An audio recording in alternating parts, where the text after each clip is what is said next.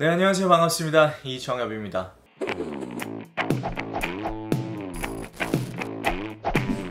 이번 영상에서는 미국 월가에서 일하시는 금융인들은 과연 얼마를 벌까? 라는 토픽에 대해서 말씀을 드릴까 해요. 사실 이 토픽은 어떻게 보면 되게 자극적일 수도 있고 민감할 수 있는 토픽이지만 다르게 생각하면 또 많은 분들이 궁금해할 수 있는 토픽이라고 생각합니다. 또 제가 유튜브에서 여기저기 찾아봤는데 이 토픽에 대해서 포괄적으로 다룬 영상을 아직까지는 찾지 못했어요. 그래서 그런 의미에서 조금은 더 흥미롭고 희소성이 있는 컨텐츠가 되지 않을까 싶습니다. 그래서 총 4가지 직업의 연봉에 대해서 말씀을 드릴 건데, 첫 번째는 investment banking, 두 번째는 hedge fund, 세 번째는 mutual fund, 그리고 마지막 4번째는 private equity에 대해서 말씀을 드리겠습니다. 근데 이 영상을 보시는 분들 중에 지금 제가 말씀드린 직업들에 대해서 전혀 모르시는 분들이 많을 거예요. 연봉에 대해서 말씀을 드리기 전에 각 직업이 어떤 일을 하는지 background information을 조금 드리도록 하겠습니다.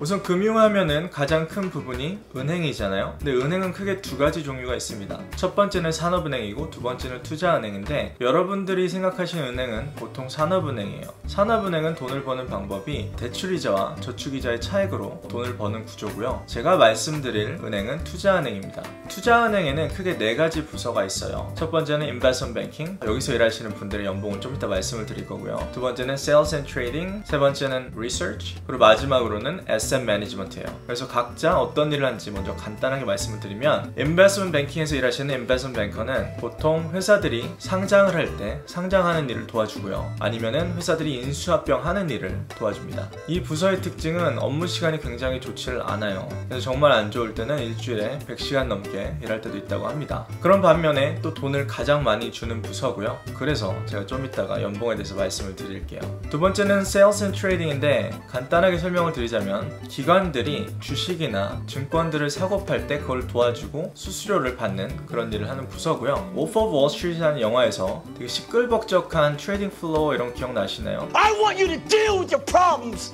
by becoming rich! 그런 느낌이 이 부서라고 생각하시면 될 것 같아요. 그리고 세 번째는 research인데, 여러분들이 아시는 증권사 리포트 이런 것들 있잖아요. 그런 리포트를 쓰고 발행하는 부서라고 생각하시면 됩니다. 그리고 마지막으로 4번째는 asset management, 여기는 자산 운영, 자산 관리를 해주는 부서고요. 제가 말씀드린 부서들 중에 처음 3개의 부서를 합쳐서 보통 sales side라고 불러요. sales side라고 부르는 이유는 서비스를 판다고 해서 sales side고요. sales side가 있다고 하면 물론 buy side도 있겠죠. buy side는 사는 입장, 투자하는 입장이라고 생각하시면 되는데, 그 안에서 크게 4가지 종류의 펀드들이 있습니다. 첫 번째는 헤지 펀드고요. 두 번째는 뮤추얼 펀드, 세 번째는 프라이빗 에퀴티, 마지막은 벤처 캡, 한국말로는 벤처라고 하죠. 그래서 각자 어떤 일을 하는지도 간단하게 말씀을 드리자면, 먼저 헤지 펀드는 아시는 분도 많을 거예요. 헤지 펀드에는 물론 종류가 다양히 있지만 보편적으로 말씀을 드리자면 레버리지를 내서 좀 더 공격적으로 투자를 하는 펀드이고요. 주로 주식에 많이 투자를 합니다. 또 헤지 펀드의 특징이 있다면 공매도라는 것을 해요. 공매도는 영어로는 short인데 이제 주식이 떨어진다고 베팅을 하는 거죠. 그리고 투자 기간이 이따가 말씀드릴 뮤추얼 펀드랑 비교해 봤을 땐 상대적으로 짧아요. 그래서 수익 구조는 보통 클라이언트의 돈을 받아서 운영을 하는데, 받은 돈의 1에서 2%를 먼저 수수료로 띄고요. 영어로는 매니지먼트 피라고 하는데, 그 다음에 이제 자산을 운영하면서 얻는 수익이 있을 거 아니에요? 거기서 또 10에서 20% 정도를 보통 수익으로 받습니다. 그거를 퍼포먼스 피라고 하고요. 두 번째는 뮤추얼 펀드인데, 뮤추얼 펀드가 제가 있는 업계인데, 헤지 펀드랑 비슷한 점은 똑같이 주식 위주로 투자를 하고요. 물론 채권 쪽에도 투자를 합니다. 헤지 펀드랑 몇 가지 차이점이 있다면, 먼저 공매도는 하지 않습니다. 그리고 상대적으로 더 장기 투자를 하고요. 또 자산 규모가 헤지 펀드보다는 상대적으로 더 큽니다. 또 수익 구조에서 차이점이 있는데, 헤지 펀드랑은 다르게 퍼포먼스 피가 따로 없어요. 자산을 운영해서 수익이 나면 그거에 대해서 헤지 펀드는 10에서 20%를 띄는데, 뮤추얼 펀드는 전혀 띄지 않고요. 운영하는 자산의 1에서 2%가 아닌 0.5% 정도밖에 수수료를 띄지 않습니다. 어떻게 보면 수익률이 낮기 때문에 자산 규모가 헤지 펀드보다는 큰 것이고요. 그리고 마지막으로 뮤추얼 펀드는 헤지 펀드보다는 더 장기적으로 더 안전하게 투자를 하기 때문에, 여기서 일하시는 분들은 보통 업무 시간이 상당히 좋아요. 저 같은 경우는 보통 8시 반에서 한 6시까지 일을 하고요. 그렇기 때문에 제가 이렇게 유튜브를 할 수 있는 이유이기도 합니다. 세 번째는 프라이빗 에퀴티, 한국말로는 사모펀드인데, 앞에 두 펀드와 큰 차이는 프라이빗 에퀴티는 보통 비상장 회사 위주로 투자를 합니다. 그리고 지분을 사는 게 아니라 보통 빚을 내서 회사 전체를 산 다음에 몇 년간 그 회사를 운영을 해서 빚을 다 갚고 나중에 더 비싼 값으로 팔거나 상장을 시켜서 수익을 내는 구조라고 생각하시면 되고요. 마지막 네 번째는 벤처캡인데, 벤처캡은 실리콘밸리에도 굉장히 많이 있죠. 보통은 초기 단계의 회사에 투자를 많이 하고 지분을 받은 다음에 나중에 그 회사가 상장을 하거나 팔릴 때 수익을 얻는 그런 구조로 돈을 버는 펀드입니다. 그래서 이렇게 네 가지의 바이사이드 잡에 대해 설명을 드렸고요. 그럼 이제 본론으로 넘어갈게요.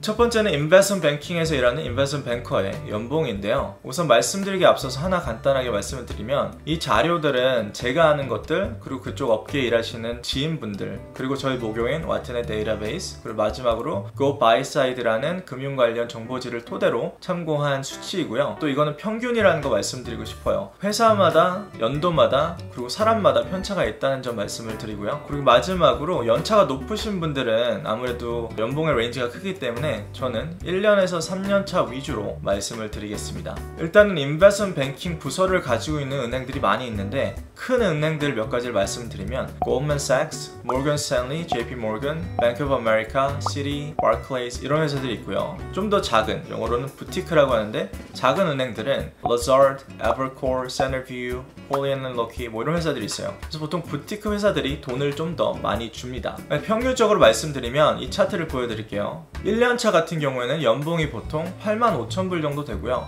보너스도 레인지가 있지만 평균적으로 5만 불 정도, 그래서 총해서 13만 5천 불 정도라고 생각을 하시면 돼요. 환율을 1200원으로 계산했을 때 1억 6천만 원 정도 되신다고 봅니다. 2년차 때는 더 올라가서 18만 5천 불, 한국 돈으로 2억 2천만 원. 그리고 보통 3년차부터 애널리시스 어소시에이트로 승진을 해요. 3년차 때는 25만 불 혹은 3억, 그리고 4년차 때는 3억 6천만 원. 굉장히 높죠? 근데 아까 말씀드렸듯이 업무 시간이 너무 좋지 않고 스트레스가 많은 잡이기 때문에 또 그 점도 고려를 해주셨으면 좋겠고요. 두 번째는 프라이빗 에퀴티인데, 프라이빗 에퀴티도 물론 연봉과 보너스가 회사마다 다르고 또 지분을 주냐 안 주냐에 따라 차이가 있지만 제가 말씀드릴 수치는 평균이라는 거 참고하시고요. 보통 대학을 졸업하고 바로 프라이빗 에퀴티로 가는 경우는 없고요. 뱅킹에서 2년에서 3년 일한 다음에 옮기는 경우가 많습니다. 그래서 프라이빗 에퀴티 1년차는 뱅킹의 3년차라고 보시면 됩니다. 그래서 프라이빗 에퀴티 1년차는 연봉과 보너스를 합쳐서 28만 불, 한국 돈으로는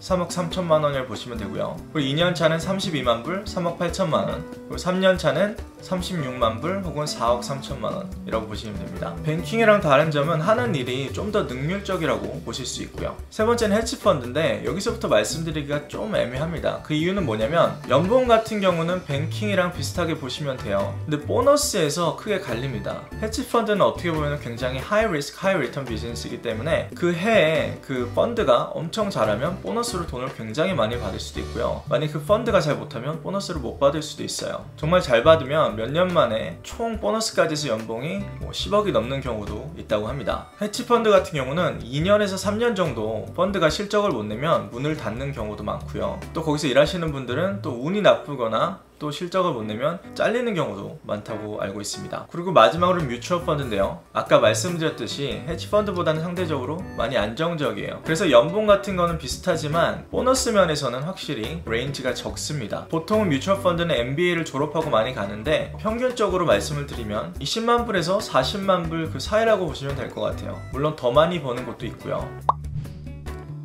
그래서 이 정도로 미국 월가에서 일하시는 금융인들이 얼마를 버는지, 또 어떤 일을 하는지 간단히 말씀을 드렸는데, 제가 한 가지 조심스러운 거는 이쪽에서 일하시는 분들이 돈을 많이 벌기는 하지만 또 반면에 지출도 상당하다는 점을 아셨으면 좋겠어요. 예를 들어서 미국 같은 경우는 세율이 굉장히 높고요. 특히나 뉴욕 같은 경우는 집세와 생활비가 굉장히 높습니다. 그래서 수익도 높지만 지출도 높다는 점 참고하셨으면 좋겠고요. 그래서 아무튼 이 영상을 통해서 여러분들의 궁금증이 조금은 해소가 되셨으면 좋겠습니다. 아무튼 여기서 마치고요. 아직까지 구독과 알림 설정 안 하신 분들은 해주시면 진심으로 감사드리겠습니다. 그럼 다음 영상에서 더 좋은 컨텐츠로 찾아뵐게요. 감사합니다.